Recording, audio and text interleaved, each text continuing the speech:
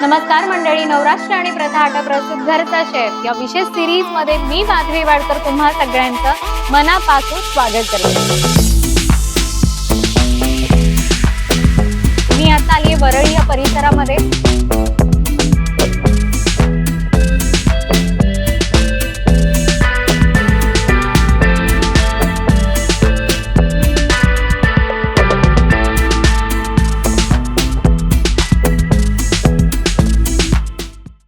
नमस्कार मंडळी, नवराष्ट्र आणि प्रथा आटा प्रस्तुत घरचा शेफ या विशेष सिरीज मध्ये मी माधवी वाडकर तुम्हा सगळ्यांचं मनापासून स्वागत करते। मंडळी, छान असा पावसाळा सुरू झालेला आहे आणि हा पावसाळा आला की आपल्या सगळ्यांची एक आवडती डिश असते, ती म्हणजे भजी। गरमागरम खुसखुशीत भजी आणि अशा पावसाळ्यामध्ये ती भजी खाण्याचा आनंद काही वेगळाच असतो। तर तात्पर्य असं, ज्या कुटुंबाला भेटणार आहोत आणि त्यांच्याकडनं आपण शिकणार आहोत अशीच एक गरमागरम चविष्ट भजी। तर चला जाऊया, आपल्या आजच्या कुटुंबाला भेटूया आणि त्यांच्याकडनं आजची रेसिपी शिकूया।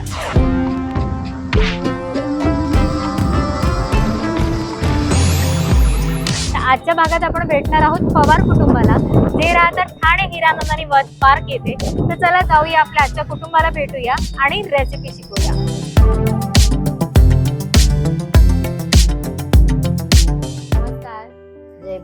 नवराष्ट्र आणि प्रथा आटा प्रस्तुत घरचा शेफ मध्ये तुमचं खूप खूप स्वागत आहे। काय सांगाल मॅडम मला तुमच्याबद्दल, म्हणजे तुमचं नाव, तुम्ही काय करता, थोडक्यात सांगा। माझं नाव शांता अनिल पवार।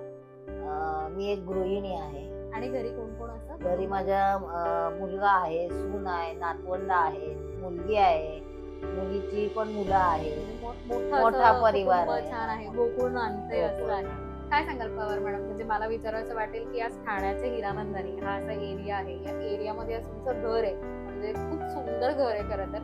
मी जशी या घरामध्ये एंट्री मारली आहे, बघावं तिथे इतका सुंदर परिसर आहे। तर ही एवढी मोठी पल्ला हा जो तुम्ही गाठलाय, हे कसं, हे स्वप्न होतं की काय आहे? स्वप्न वगैरे काय असं नव्हतं मॅडम। पहिला आम्ही वरळी बिरडी चाळला, जसं माझं लग्न झालं तसं मी वरळी बिरडी चाळीमध्ये राहायला होते। तिथं आमचं सगळं एकत्र कुटुंब होतं, म्हणजे माझी सासू, दीर वगैरे असं। कालांतराने ती खोली विकली, मग आम्ही सिद्धार्थ कॉलनी चेंबूर इथे राहायला गेलो। तिथं पण काही दिवस काढले आम्ही। तिथून परत मग आम्ही कुर्ला नेहरू नगरला गेलो बिल्डिंग मध्ये राहायला, आणि तिथंही चांगले 10-11 वर्ष काढले। तिथून मग आम्ही इकडे हिरानंदानीला आलो, ते पण नातींच्या फ्युचर साठी, त्यांच्या शिक्षणासाठी, किंवा त्यांना आणखीन काय म्हणजे पुढचा त्यांचा विचार करून त्यांचा पुढचा पण विचार। हे जे एवढे काही बदल आहेत, म्हणजे वरळी बिरडी चाळ पासून ते आज ठाण्याचे हिरानंदानी तुम्ही आलात, पण हा जो प्रवास होता हा कसा होता? जर आता तुम्हाला मागे वळायला सांगितलं आणि सांगितलं की तर त्या प्रवासाकडे बघा, तर काय सांगाल, सोपा होता का? अजिबात नाही। त्या कठीण परिस्थितीतून इथपर्यंत कसं आलोय ना, ते माझ्या मिस्टरांना आणि मलाच माहिती आहे। एवढे आम्ही कष्ट घेतलेले आहेत। कारण माझा प्रश्न हाच होता की एक गृहिणी तुम्ही आहात, आणि कसं होतं ना की जेव्हा वर्किंग असतो दोघंही, तेव्हा आपण विचार करू शकतो की नाही मोठी स्वप्न, नाही, इथपर्यंत यायचं सगळं कष्ट माझ्या मिस्टरांचं आहे। पण तुम्ही त्यांना साथ दिली। साथ दिली, आणि मिस्टरांना साथ देऊन आज तुम्ही इथपर्यंत आलेला हो, आहात। काय करतात मिस्टर तुमचे? माझे मिस्टर राज्य उत्पादन शुल्क, म्हणजे दारूबंदीच्या खात्यामध्ये शासकीय तिकडे आहे, तिकडे कामाला होते, पण त्याचा कोरोनाच्या अगोदर रिटायरमेंट त्यांनी घेतलेली आहे। मग तेच रिटायरमेंटचा पैसा आलेला, आणि कुर्ल्याचा रूम होता तो आम्ही विकला, आणि मग इकडे आलो राहायला। जर मी तुम्हाला विचारलं की मागचा जो भाग आहे, जो प्रवास तुमचा होता, त्यातला एखादा असा कुठला दिवस मला आठवतो की तो खरंच खूप कठीण होता त्या दिवशी, आणि म्हणजे असं नकोसा झाला होता तो दिवस? अहो काय सांगायचं तुम्हाला, सिद्धार्थ कॉलनी मध्ये गुडघे इतकं पाणी साठतं पावसाळा चालू झाला की। मग काय, कशाचं कुठं बाजारात जायला नाही, कुठं काय आणायला नाही, काय असेल ते घरातलंच आपलं करायचं, त्या पाण्यातच करायचं। गुडघ्या इतक्या पाण्यात घरात पाणी यायचं, गुडघ्या इतक्या पाण्यात राहून ते सगळं घर बघा, कुटुंब बघा, सगळं काही खूप आम्ही म्हणजे कष्ट घेतले, आणि त्या कष्टाचं आज आम्हाला फळ मिळाले। नक्कीच, म्हणजे तुमचे मिस्टर जर हा व्हिडिओ बघत असेल तर ते म्हणतील की आज त्यांच्या कष्टाला हे सगळं फळ मिळालेलं आहे, आणि त्यांना तुमची खूप सुंदर साथ मिळाली। आता काय करता तुम्ही? गृहिणी आहात, त्यासोबत तुमची काही हॉबीज? गृहिणी म्हणजे मी काय वेळ जात नाही, रील्स बनवत असते, कधी लहान मुलांना, नातवंडांना कुठं काय काय खायला, लाडू बनवचे, काय म्हणजे त्यांना काय आवडीचं हवंय बनायला. ते काय सांगतील ते म्हणजे एकदम बनवून. मॉडर्न आजी हा, म्हणजे ती इन्स्टा रील सुद्धा बनवते आणि हो. त्यांच्यासाठी मस्त मस्त खायला हो, वगैरे हो, पण हो, हो. देते. मॅडम तुमच्यासोबत आज हा जो कुटुंब आहे, हे जे परिवार आहे, मला त्यांची ओळख करून द्या. हे माझ्या बहिणीची मुलगी आहे, नमस्कार. शीतल तोरणे. शीतल म्हणजे ही तुझी मावशी झाली, बरोबर? काय सांगशील मावशीबद्दल? पहिले मी तुझ्याकडेच आता प्रश्न विचारते. खरं बघायला गेलं तर तिला मी मावशी नाही, माझी ऍज अ मैत्रीण म्हणूनच मी तिला हे करते. आपल्याकडे एक म्हण आहे माहितीये, माय मरू आणि मावशी मावशी जो हो. हा हा तसं खरंच आहे. खरंच आहे तसं. म्हणजे काही म्हणजे माझ्या बाबतीतली कुठलीही म्हणजे दुःख असतील तर तिच्याशी मी पहिल्यांदा शेअर करते. मग ते मला एक कोणतीही गोष्ट असेल, एक छोटीशी जरी गोष्ट असेल तर तिच्याशी मी शेअर करते. म्हणजे एकदम खूप घट्ट मैत्रीचं हा, नातं आहे मावशी मैत्रिणीसारखं. सोबतचं. मावशी तर मी तिला नाहीच, ऍज अ फ्रेंड म्हणून मी तिला. खूप छान म्हणते, खूप छान. ही एक नंबरची माझी नात आहे मुलाची. हाय, काय नाव? आम्रपाली पवार. आम्रपाली. काय सांगशील, म्हणजे नात, खरं तर नात आणि आजी, म्हणजे मला दोघी वाटतायत अशा दोघींकडे बघून. आजीबद्दल काय सांगशील? आजी म्हणजे खूपच प्रेमळ आणि खूप सपोर्टिव्हच आहे. म्हणजे लहानपणापासून मी तिच्याकडेच असायचे, मला गावाला वगैरे घेऊन जायची, सांभाळायची आणि म्हणजे खूप म्हणजे प्रेमळ स्वभावाची पण आहे.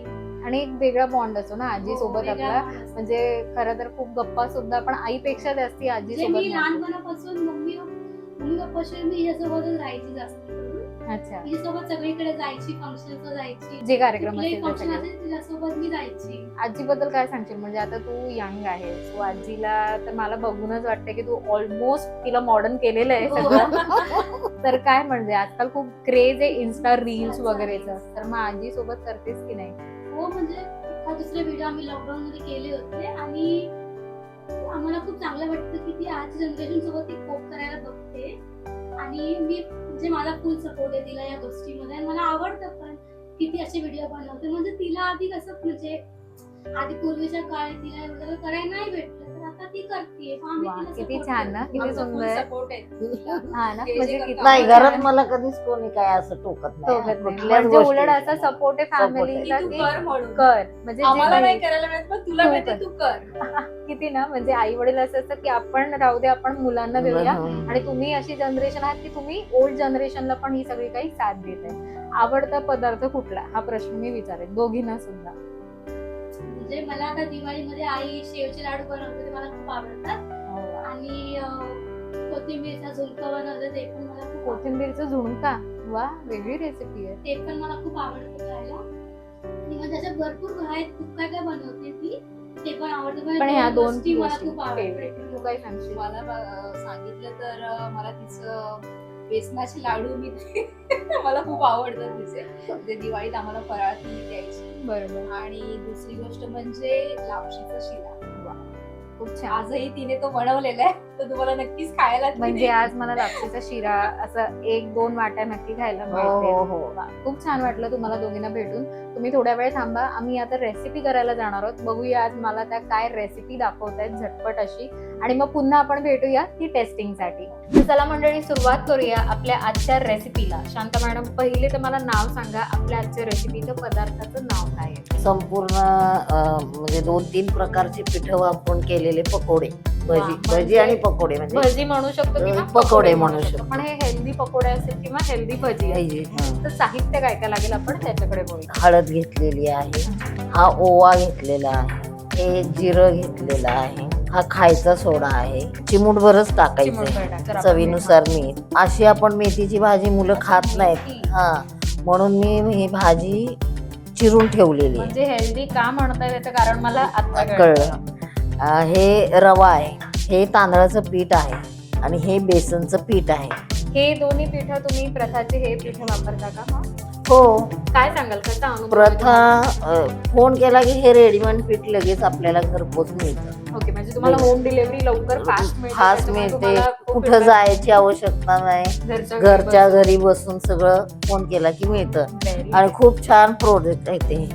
सगळे गव्हाचं पीठ आहे, ज्वारीचं पीठ आहे, तांदळाचं पीठ आहे, बेसन पीठ म्हणजे जी आहे. आपल्याला पिठं आपण म्हणतो ती सगळी काही तुम्हाला घर बसता मिळतात. मिळतात. त्यामुळे तुम्ही एक हॅपी कस्टमर आहात असं हो, मी म्हणून हो. शकते. आणि आपल्याला इथे लागणारे अजून अजून कांदा, मिरची आणि हे आलं लसूणची पेस्ट 1 चम्मच घेतली. ओके, तर साहित्य आपण बघितलेलं आहे, तर आता आपण वळूया आपल्या कृतीकडे. सगळ्यात आधी आपल्याला काय करायचंय? पहिल्यांदा बेसनचं पीठ आहे ना 1 वाटी, ते आपल्याला बाउल मध्ये घ्यायचं. मग त्याच्यामध्ये मग तांदळाचं पीठ, त्याच्यामध्ये मग हा रवा अर्धा वाटी, म्हणजे 1 वाटी बेसन तर तुम्ही अर्धा अर्धा अर्ध प्रमाण घेतले घेतलेलं आहे. त्याचं. आता पुढे आपण काय टाकणार त्याच्या आहोत? पुढे आपण ते मेथी, आता चवीनुसार मीठ, मग ते चिमटभर असा सोडा सोडा टाका. टाकायचा. मग आपल्याला हवे तसे जिरे टाकायचे.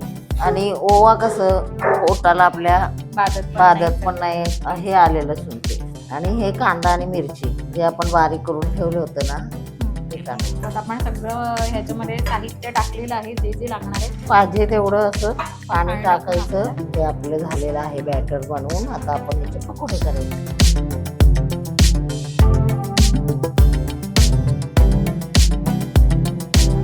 बघा किती झटपट आणि मस्त आणि चविष्ट अशी भजी तयार झाली आहे, म्हणजे हेल्दी भजी. असा समजा बाहेर पाऊस पडत असेल आणि रविवारचा दिवस असेल तर अशी भजी किंवा हे हेल्दी पकोडे बनवा, पूर्ण फॅमिली खुश होऊन जाईल. हो ना? हो ना. आणि हे सॉस आहे ना, टोमॅटो सॉस, याच्यासोबत सुद्धा हे भजी लहान मुलं खाऊ शकतील.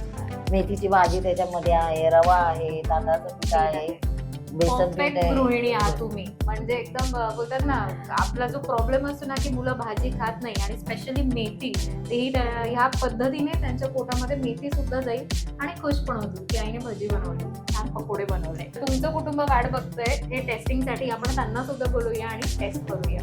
तर मंडळी, छान क्रिस्पी आणि अशी चविष्ट दिसतात ही भजी. हेल्दी पकोडे आपण म्हणू शकतो किंवा हेल्दी भजी. तर चला आपण टेस्ट करूया. तुम्ही पण सांगा आजीने बनवलेली कशी झाली आहे.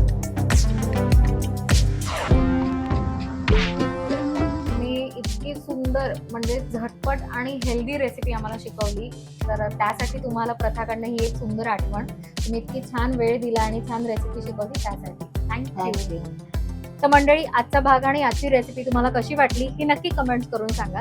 घरचा शेफ ह्यामध्ये जर का तुम्हाला सुद्धा सहभाग घ्यायचा असेल तर डिस्क्रिप्शन मध्ये दिलेल्या नंबरवरती कॉल करा.